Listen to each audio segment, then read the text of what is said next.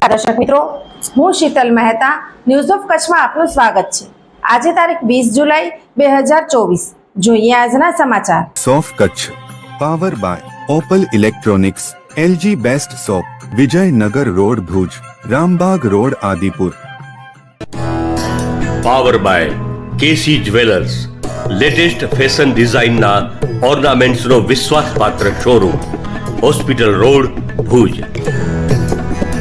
News of કચ્છના સમાચાર ભૂમિ cable ઉપર 402 નંબરની ચેનલ ઉપરથી રાત્રે 9:30 કલાકે તથા બપોરે 1:30 પ્રસાર। ગુજરાતમાં ચાંદીપુરાના કેસમાં વધારો, કુલ 58 કેસ નોંધાયા, જેમાં આ રોગથી 20ના મૃત્યુ થયા છે।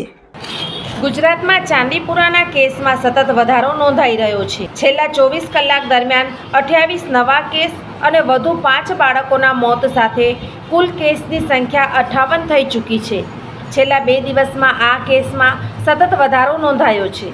17 જુલાઈના ચાંદીપુરાના 26 કેસ હતા। આમ 2 દિવસમાં કે બમણા અને મૃત્યુ આંકમાં 40% જેટલો વધારો નોંધાયો છે।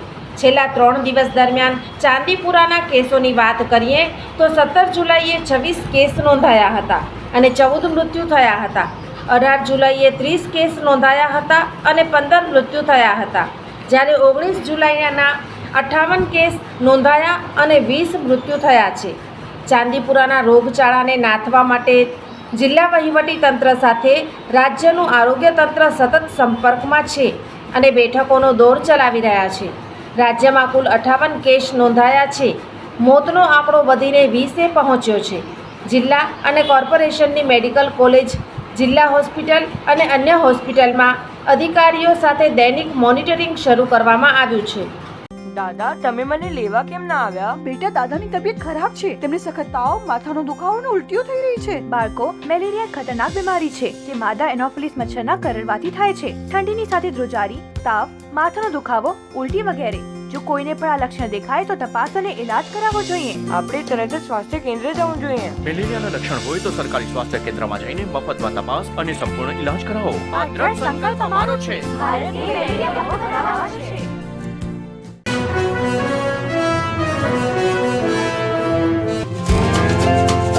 11 જુલાઈ વિશ્વ વસ્તી દિનની ઉજવણી, વિકસિત ભારતની નવી પહેચાન, કુટુંબ નિયોજન દરેક દંપતીની શાન।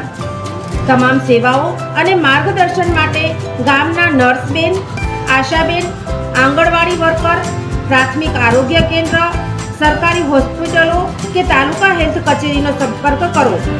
આરોગ્ય શાખા, જિલ્લા પંચાયત, કચ્છ।